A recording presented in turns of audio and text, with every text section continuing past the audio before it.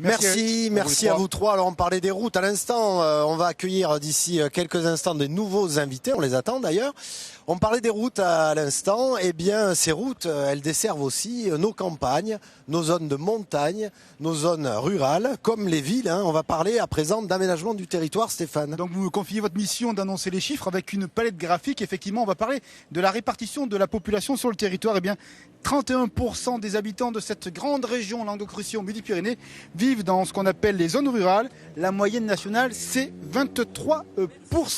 Donc on va s'intéresser à ça, les urbains, les ruraux. Voilà, bref, et puis que personne ne soit laissé au bord de la route, puisqu'on vient de parler de transport. Nous ont rejoint pour en débattre Aurélie Mayol, bonjour. Bonjour.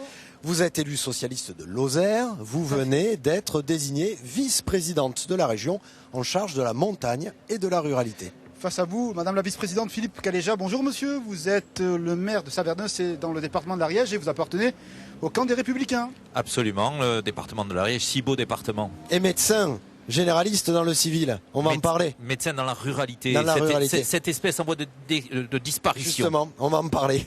Et puis, avec nous également Alain Vogel, bonjour. Bonjour. Vous êtes le maire d'Yverdroite de Pézenas. Un peu plus de 8000 habitants, c'est ça? Oui, c'est la même population depuis 1789. Dans l'Hérault. Dans l'Hérault. Un symbole fort. On n'a pas beaucoup coupé de tête. Alors à Pézenas, de l'autre côté, Claude Ferré, bonjour. Bonjour. Vous venez de loin, vous venez de Prats de Moyo dans le département des Pyrénées-Orientales, à la frontière avec l'Espagne. Alors vous, depuis que vous êtes à la mairie, vous avez été conseiller municipal avec monsieur Rémédy, vous êtes le maire depuis 2014. Vous ne cessez de lutter pour sauver les services publics. Tout à fait. Prats de Moyo, donc au lendemain de mon élection, j'ai appris de très mauvaises nouvelles. On se doutait un peu de tout ça parce que Prats de Moyo, historiquement, a subi la désertification rurale. Les services publics sont partis sur les dernières décennies. C'est un peu plus de 1000 habitants, pour préciser. C'est 1080 habitants, oui. Et c'est important, les plus de 1000 habitants. C'est important. Nous recensons actuellement notre population et nous espérons rester au-dessus de 1000 habitants. On voit votre village d'ailleurs à l'antenne. Donc vous avez lutté pour la gendarmerie, pour le trésor public, enfin, tout y est passé. Tout y est passé, comme je vous ai dit. Au lendemain de mon élection, on nous a fermé une classe, sans tenir compte de la situation dans laquelle nous sommes. Nous sommes en ZRR. On aurait dû discuter avec les élus sur cette fermeture de classe. Ça a été une fermeture sèche. Derrière, le Trésor public n'a plus pu assurer sa présence hebdomadaire. Et depuis peu, j'ai eu la certitude de garder une partie de ma gendarmerie, qui était un point très important pour nous. Nous sommes un village frontalier et le territoire a déjà beaucoup souffert avec 2 fermetures sur les villages aux alentours. Alors ruralité, service public, ça a été le mot magique pendant la campagne des régionales. On ne vous oubliera pas, vous qui habitez dans nos campagnes. Et pourtant, on l'a évoqué avec vous, chaque week-end, c'est une manifestation dans un village, de ci, de là, pour sa perception, sa gendarmerie et autres. Alors Aurélie Mayol, quels sont vos objectifs là-dessus et les garanties que vous donnez aujourd'hui aux électeurs qui vous ont porté à la majorité? D'abord, je voudrais revenir sur ce que vous avez dit en introduction. Vous avez parlé de confrontation entre l'urbain et le rural. Je pense qu'il ne faut pas que nous continuions à percevoir nos territoires sur cette grande région comme des territoires qui s'opposent les uns aux autres. Non, je voulais dire, il ne faut pas qu'il y en ait plus pour les uns que pour les autres. Exactement. Et donc, il faut une attention particulière portée à ces territoires ruraux. Effectivement, comme disait monsieur le maire de Prats de Moyo, c'est dans cette hyper-ruralité qui est la sienne, on voit disparaître des services publics traditionnels. Donc, on peut parler de la poste, on peut parler aussi de services publics, privés, des stations-service, des guichets bancaires, etc. Et on voit difficilement arriver ce qu'on appelle les nouveaux services. Je pense notamment à tout ce qui est numérique. Donc nous, notre conviction et notre engagement, et d'ailleurs la vice-présidence dont j'ai la charge en est la preuve, c'est qu'on souhaite vraiment porter une attention particulière à cette ruralité aujourd'hui qui souffre, en sachant qu'il faut faire attention parce que sur notre région, il y a plusieurs ruralités. C'est-à-dire qu'on doit être capable, nous, régions, de nous adapter aux ruralités, d'adapter nos politiques au périurbain ou à l'hyper-ruralité qui est celle de Prats de Moyo. Donc le premier travail à faire, c'est de regarder comment on active les leviers pour ces ruralités. Philippe Caléja, est-ce que vous avez un sentiment d'abandon, vous, dans une commune certes qui est influencée très fortement par Toulouse? Un sentiment d'abandon complet, c'est celui de toute la ruralité. Regardez, toutes les lois qui sont sorties ces dernières années sont ciblées sur les métropoles, les agglomérations. Il faut toujours faire plus grand, plus gros, et la proximité disparaît. Et ce service individuel, ce service personnalisé disparaît.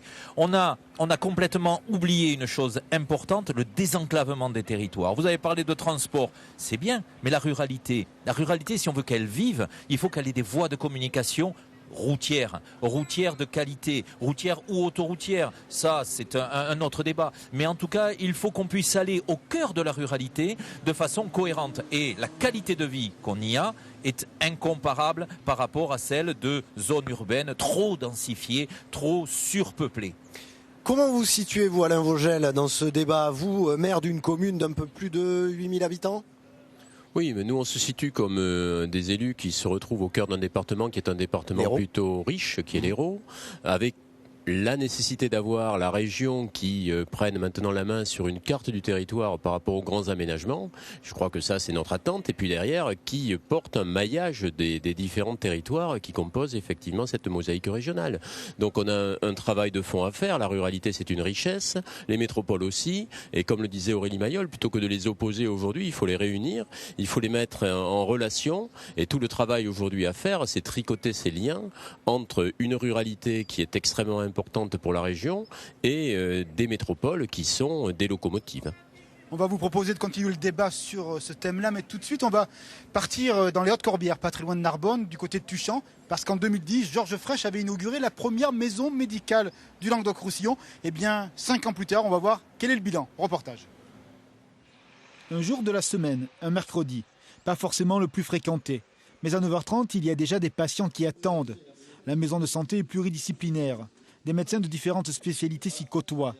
Mais le docteur Sanchez est à nouveau le seul généraliste.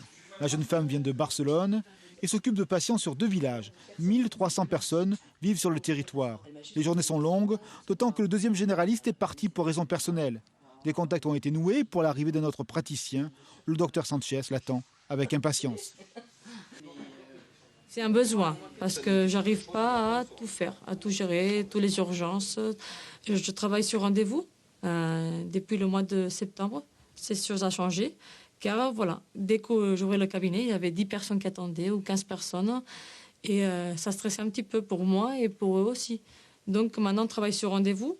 Et il y a toujours des petits trous pour prendre les urgences, mais tout est plein. Donc il faut un autre médecin. Territoire rural niché en Haute-Corbière, Tuchan a été le premier village du Languedoc à créer sa maison médicale. 500 000 € y ont été investis par les pouvoirs publics. Sébastien Plat, le jeune élu du pays, se bat pour maintenir la vitalité d'un territoire. Son avenir passe par un développement harmonieux et le maintien des services publics. Malgré la recherche de notre généraliste, 5 ans après, le bilan reste positif. Le désert médical a reculé. Dans cette maison, ça fonctionne comme un mini-hôpital, quelque part, où vous avez, dans la semaine, en particulier le vendredi, la possibilité de prendre rendez-vous avec des cardiologues, des endocrinologues, des kinés, ostéopathes. Vous avez tout un tas de spécialistes. D'habitude, il vous faut un mois et demi pour avoir un rendez-vous en ville, alors que là, chaque mois, avec ces consultations, le PP, la mémé peut venir à la maison de santé. Donc ça facilite la relation, la consultation, et ça facilite aussi, ça permet d'économiser de l'argent en caisse sociale. Témoin d'une évolution sociétale, la maison médicale parle aussi d'une médecine où, dans l'idéal, s'efface peu à peu la solitude du médecin au bénéfice d'une pratique plus collégiale. Ici, on travaille en réseau avec 4 autres maisons et la logique se veut plus transversale. Une évolution culturelle à laquelle doit aussi s'adapter le patient du monde rural. Qu'on essaie d'éduquer, entre guillemets, les patients à voir dans une même journée plusieurs praticiens. Un médecin de famille 24 heures sur 24, 365 jours par an, ça semble un petit peu désuet maintenant. Les jeunes veulent une médecine dynamique et également de courte durée, c'est-à-dire une journée normale, comme tout le monde espère avoir une journée. La maison médicale abrite aussi une pharmacie et juste à côté un établissement pour personnes âgées va voir le jour à Tuchan. Les projets ne sont pas à tonnes.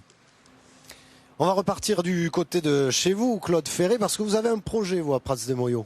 Oui, tout à fait. On a un projet sur l'ensemble de l'intercommunalité.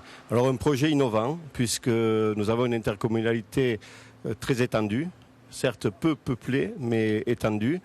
Donc avec une maison de santé pluridisciplinaire importante sur Arles-sur-Tech et 2 antennes, une sur Saint-Laurent-de-Cerdan et une sur Praz-de-Moyo. Maintenant, nous avons le soutien de l'ARS. Maintenant, il nous reste à chercher le financement. Et les professionnels aussi de santé les professionnels suivront. Aujourd'hui, le problème, c'est le financement, puisque la région participe, les départements participent, mais en général, c'est sur un seul établissement. Et là, nous allons faire une maison de santé avec 3 établissements. C'est une nécessité pour maintenir notre population dans nos villages. Docteur Caléja, est-ce que culturellement, le monde rural est en train de changer sur ses pratiques, sur sa manière de concevoir son quotidien et donc son futur ? Il est obligé de changer, il est obligé de s'adapter et il le fait en permanence. Il faut impérativement qu'il y ait comme ça des actions qui soient menées. Les maisons de santé, pluridisciplinaires de santé, ça ne correspond pas à tous les territoires. Dans ma commune, à Saverdun, un quartier médico-social s'est créé, nous l'avons créé, bien c'est l'investissement privé. Pourquoi ? Parce que en investissant, en faisant que des privés investissent, ils sont intéressés pour que les médecins restent, pour que les professionnels restent, et donc ça permet de motiver beaucoup plus, et puis surtout ça permet d'éviter que l'argent public aille là-dessus, et ça nous permet de libérer de l'argent pour aller ailleurs. Donc oui, il faut s'adapter et il faut personnaliser, il faut adapter à chaque territoire sa situation, mais voilà, il faut qu'une qualité de vie persiste dans notre territoire, il faut qu'une qualité de vie soit des services multiples à la population, des services de proximité qui soient présents partout. Aurélie Mayol, par rapport à cette question des déserts médicaux, quelles seront vos priorités ? Donc, comme le disait Monsieur Caléja, effectivement, sur la question de la médecine dans la ruralité, il y a plusieurs modèles qui sont à étudier. Dans certains endroits, comme on l'a vu dans les Corbières, les maisons pluridisciplinaires fonctionnent. Il y en a d'autres, des endroits plus éloignés, on va dire, où c'est un peu plus compliqué, puisqu'il faut à la fois trouver un médecin, et là on sait que la profession de médecin généraliste est en train d'évoluer. On sait aussi que le numerus clausus fait qu'on a des difficultés de recrutement de médecins. Donc, et puis les jeunes médecins veulent aller en ville, non, Philippe Caléja ? Oui, voilà, en fait, les médecins, c'est des gens comme tout le monde. Le médecin toulousain, c'est le même que le médecin mandois. Qu'est-ce qu'il veut ? Il veut des transports, vous en avez parlé tout à l'heure, il veut Internet, il veut une qualité d'enseignement à proximité pour pas que son enfant ait des trajets de 45 minutes tous les matins. Donc les médecins exigent une qualité de vie, mais c'est normal, comme les autres. Il ne faut pas que dans notre région, il y ait des sous-citoyens. Mais les médecins, ceux qui souhaitent aujourd'hui, ils travaillent aussi en équipe. Et donc, ils ne souhaitent pas être isolés sur un territoire. Nous, on va réfléchir à une expérimentation sur ce qu'on appelle des centres de soins en lien avec les hôpitaux locaux, par exemple à Mende, l'hôpital de Mende, pourrait accueillir une équipe de médecins généralistes qui se déploierait après sur le territoire. C'est un dossier qu'on souhaite mener. Alain Vogel, vous, à la dimension de votre commune, vous avez cette problématique ou pas ? La problématique, elle est nationale. Je crois qu'à un moment donné, on a tari la source en termes de médecins. On a limité. Le numerus clausus a été délétère. Aujourd'hui, il faut arriver à faire venir des gens de l'étranger, parfois pour assumer des services. Donc, on a la chance d'être dans un territoire qui est bien irrigué. Il faut trouver des solutions à l'échelle donc de l'agglomération Hérault-Méditerranée, du Biterrois. C'est là que les choses se passent. Mais les problèmes sont partout parce qu'à un moment donné, on n'a pas anticipé des phénomènes de tarissement de la source de médecins. Je crois que l'État a été défaillant. Vous êtes maire d'une ville plutôt moyenne. Quelles sont les demandes que vous auriez adressées à une vice-présidente de la région ? De quoi avez-vous besoin ? De l'argent, mais pourquoi faire ? Non, mais on n'a pas besoin tant d'argent que d'une vision, d'un projet, d'une carte du territoire qui permette de dire ce qui va se passer où. Et donc d'avoir des données claires pour savoir comment on va demain effectivement trouver les bons services à proximité, comment on va circuler pour aller se rendre jusqu'à ces services-là et comment derrière on aura un réseau, un maillage des choses. C'est ça la demande des villes, c'est cette irrigation, c'est ce maillage. Aurélie Mayol ? mais je suis tout à fait d'accord. On a une région, certes, qui compte 2 métropoles, mais on a aussi, dans notre région, et c'est une force, on a ce qu'on appelle les villes moyennes, Narbonne, Perpignan, Nîmes, voilà. On a aussi des petites villes qui sont des centralités. Alors je pense par exemple à Pamiers. Il faut aider ces centralités parce que justement c'est elles qui maillent le territoire, c'est elles qui apportent les services de proximité dont les communes de plus petite taille environnantes ont besoin. Donc ça, ce travail de maillage entre communes, il faut le faire. Après, la région, qu'est-ce qu'elle doit faire? Parce que, comme l'a dit Monsieur le maire, il y a des initiatives sur les terrains, il y a des énergies à la fois privées et à la fois publiques, et la région doit être là pour les accompagner. Donc nous, notre projet, c'est de déployer les maisons de la région qui existent en Languedoc-Roussillon, de les déployer en Midi-Pyrénées, de les renforcer pour que ce soit vraiment des structures de proximité. Parce que je pense que la solution, c'est ça, c'est une gestion de proximité, rencontrer les maires, rencontrer les porteurs de projets privés, rencontrer les agriculteurs, parce qu'on n'en a pas parlé, mais c'est quand même l'agriculture et la viticulture. On en parlera le mois prochain, on sera au salon de l'agriculture. Voilà, c'est une richesse de la ruralité. C'est voilà, la ruralité produit des richesses, la forêt, gestion des ressources. Donc, nous, ce que nous souhaitons mettre en place, c'est vraiment un lien direct avec les énergies des territoires. Simplifier nos procédures également, ce qui ne veut pas dire qu'il n'y aura pas de critères, mais pouvoir être un levier pour ces énergies sur les territoires ruraux. Rapidement, Monsieur Ferré, quelles sont les demandes que vous pourriez adresser à la vice-présidente et Monsieur Caléja pour sa commune? On va faire un tour de table, on va conclure. On m'a déjà invité à la fête de l'ours tout à l'heure. J'ai déjà invité Aurélie à la fête de l'ours. Non, nous, ce que nous attendons, c'est des réseaux routiers corrects sur l'ensemble du territoire, pas que notre vallée. Le département des Pyrénées-Orientales, il y a 4 routes à améliorer. Il faut les améliorer. Je connais bien ce département. On en a besoin. On a besoin du haut débit sur tout le territoire. Nous avons des agriculteurs et des éleveurs qui ont besoin quotidiennement de ce haut débit. On ne l'a pas. Et je crois que cette ruralité doit être une chance pour toute la France. On doit travailler au développement de la ruralité. Monsieur Caléja, rapidement. Rapidement, deux choses. Vous avez parlé de l'adaptation des territoires. L'adaptation des territoires, c'est aussi le recul des dotations de l'État qui fait que les financements sont complètement différents et il faut que nos territoires s'adaptent. S'adaptent, puisque c'est incontournable, c'est ainsi. Eh bien, il va falloir s'adapter pour dépenser moins d'un certain côté, trouver des recettes nouvelles par un autre côté. Et Madame la vice-présidente, eh bien, je vais rejoindre mon collègue. Surtout, ce dont on a besoin, c'est d'un maillage routier efficace. Elle a bien compris, je crois. Un cadencement rapidement. Très rapidement. On va sortir de la route, sinon. C'est extraordinaire. Eh bien, ne sortons pas de la route, restons-y dedans. Mais tous les territoires ont besoin de ça, ce maillage routier. Plaidez pour notre cause, s'il vous plaît. Désenclavez nos territoires. Merci à vous 4 d'avoir participé à ce débat sur l'aménagement du territoire. Et puis, comment être à Narbonne, Stéphane, sans parler de la mer? Évidemment, on va parler du plan littoral 21 avec 2 invités qui vont nous rejoindre. Mais vous êtes l'homme des statistiques. Eh oui, 215 km de côte, 8 millions de touristes par an, 3 ports de commerce, 66 ports de plaisance.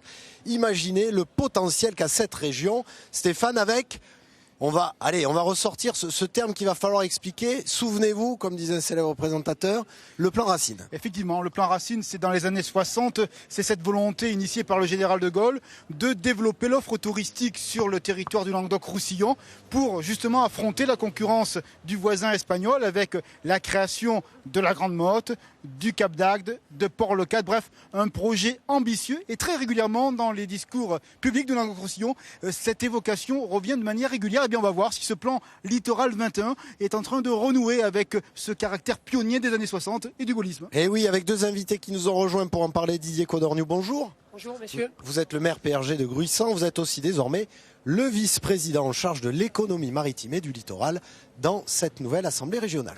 De l'autre côté, Gilles Détor, bonjour. Bonjour. On a vu des images des années 60 de votre station, le Cap d'Agde. Vous êtes le maire du Cap d'Agde et le président de l'agglomération Hérault-Méditerranée, dont M. Vogel est vice-président, me semble-t-il. Tout à fait. Et en effet, cette station Racine, je rappelle d'ailleurs que Didier Codorniou est maire aussi d'une station Racine, puisqu'il y en avait 7 sur le Languedoc-Roussillon et que le Cap d'Agde, en effet, est la plus grande. Bon, Didier Codorniou, on dit que vous avez été un peu l'instigateur de ce plan littoral 21, mais racontez-nous, qu'est-ce qu'il y a dans le panier ? Alors, tout d'abord, dans le cadre de ma délégation de mes compétences, vous avez oublié donc les aéroports, où j'ai également donc la responsabilité. Le plan Littoral 21, en fait, c'est une réflexion qui émane depuis quelques années dans le cadre du Parlement de la mer que nous avons créé avec le président Christian Bourquin. Et c'était donc de pouvoir fédérer la communauté maritime et de réfléchir sur les objectifs de la croissance bleue.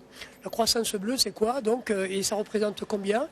La croissance bleue, c'est donc on est sur le plan mondial sur 1500 milliards d'euros, sur le plan européen donc à moitié 750 milliards et au niveau de la France, nous sommes à 96 milliards d'euros.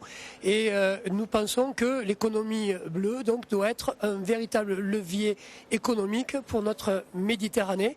Et le plan Littoral 21, en fait, doit répondre aux objectifs de cette croissance bleue liée à l'environnement, liée bien sûr à l'économie et aussi donc à la société, au monde sociétal qui entoure la Méditerranée. Alors, on va parler de l'économie touristique pour débuter.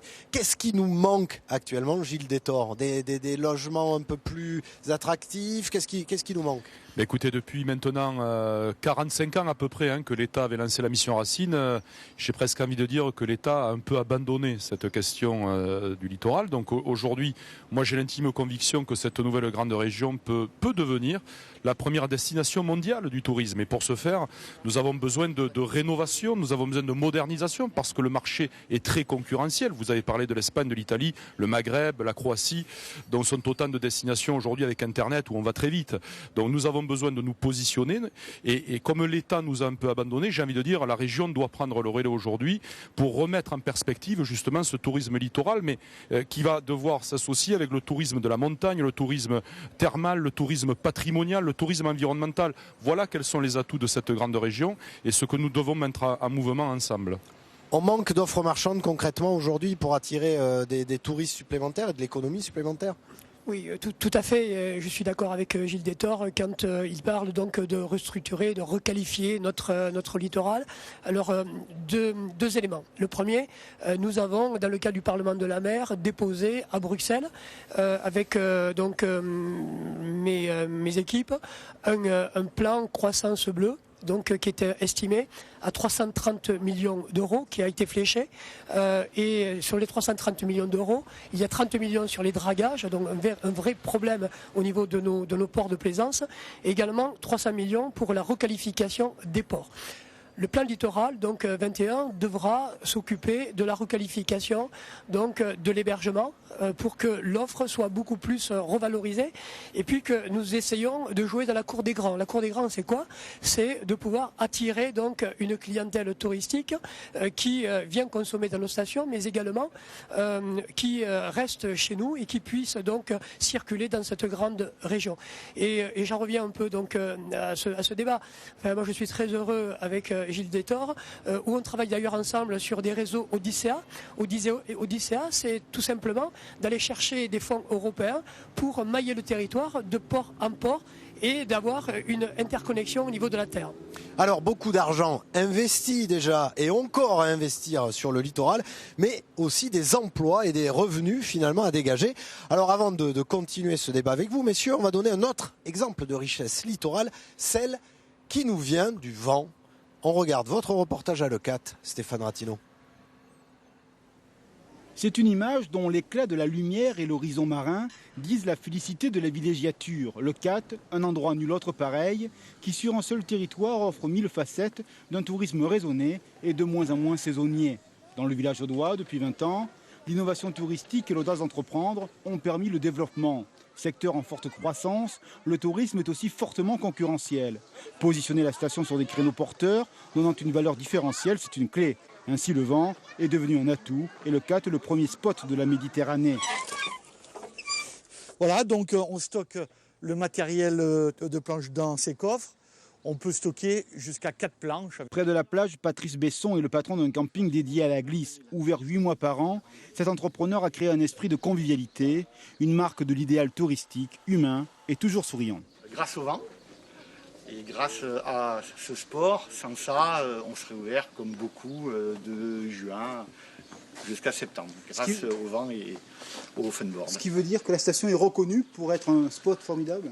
Oh, maintenant, oui, depuis 32 ans, le CAT est un des plus beaux spots du monde et le premier spot de France.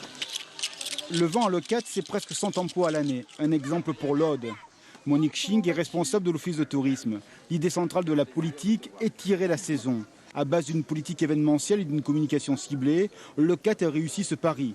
Prochainement au conseil municipal, un projet d'agrandissement du port, 250 anneaux supplémentaires notamment pour des bateaux plus grands. Le tourisme demande toujours d'être en mouvement. Depuis 20 ans, effectivement, nous nous sommes rendus compte que nous vivions essentiellement du tourisme. Donc il était important pour nous que la saison démarre dès les vacances de Pâques jusqu'aux vacances de Toussaint. Donc c'est vraiment notre but. Nous l'avons atteint parfaitement pour l'avant-saison en créant des événements comme le Mondial du vin ou Soli Fiesta. Et nous sommes en train de le mettre en place en créant des manifestations importantes comme Voix d'étoiles aux vacances de Toussaint qui clôturent un peu la saison estivale. Le Pays Basque, par exemple, a très bien réussi avec la thalasso, avec le surf, à se créer une destination qui marche tout au long de l'année. Notre modèle, c'est celui-là. Il existe aujourd'hui des ressorts. L'économie de la glisse en est un pour faire de cette région une destination où l'activité économique sera une activité pérenne annuelle. Aujourd'hui, le tourisme représente 15% de la richesse régionale, un secteur d'activité plein de promesses. À l'E4 depuis 20 ans, le tourisme cueillette a été délaissé, un modèle reproductible au-delà. Gilles Détor, je reprends les termes de votre collègue Michel Py. Est-ce que le Languedoc-Roussillon peut devenir une destination ? Mais cette grande région doit devenir une destination mondiale. Et encore une fois, n'oublions pas qu'au cœur du tourisme, dans cette thématique, il y a un gisement d'emplois extraordinaire. Et donc, le grand enjeu de demain, c'est que finalement, on travaille tous ensemble de manière à ce que toutes les activités dans cette région profitent du tourisme. Et je parlais tout à l'heure d'associer le terroir avec le tourisme, la conchiliculture, la pêche, la viticulture. Aujourd'hui, on fait le plus grand salon des vins à ciel ouvert, Vinocap au Cap d'Agde à l'Ascension chaque année. Ça marche très bien. Et donc, d'associer toutes ces forces du territoire avec le tourisme, forcément, c'est là aussi qu'on va pérenniser et créer des emplois. Pour conclure, Didier Codorniou, en 30 secondes, la priorité ou la clé peut-être justement pour en arriver à ce développement ? Non, il y a deux notions. Il y a la glisse, il y a le soleil. Sur la glisse, bien sûr, il y a les activités, mais il y a également un projet qui est extrêmement ambitieux, c'est l'éolien en mer, offshore, qui dans le cadre des nouvelles énergies, devrait apporter des milliers d'emplois sur 2 zones dans notre région, une du côté de Barcarès, une du côté de Gruissan. Donc on est sur de l'expérimentation et donc sur l'éolien offshore, on parle donc également de stratégies à développer et sur la glisse donc des nouvelles pépinières qui vont aussi se créer très rapidement. Bien, écoutez, beaucoup de projets qu'on va suivre, qu'on va rendre en image évidemment. Et puis au mois de juin, on refera une émission complète sur le tourisme littoral. Tout à fait. On retrouvera sûrement M. Détor. Oui, on retrouvera une spéciale prévue déjà pour le mois de juin. On vous donne rendez-vous, évidemment. On vous donne rendez-vous aussi la semaine prochaine parce qu'on défusionne la semaine prochaine, Stéphane. Oui, état d'urgence à Montpellier. Ok, et chez nous, on parlera du sale temps pour la neige cette saison. Pas très fort justement pour les professionnels du tourisme dans les Pyrénées. En tout cas, merci à Narbonne de nous avoir accueillis. Évidemment, on va pouvoir aller à la plage cet après-midi, Stéphane. Beaucoup de soleil dans les yeux. Oui, beaucoup de soleil dans les yeux. Et à la semaine prochaine. Merci à vous.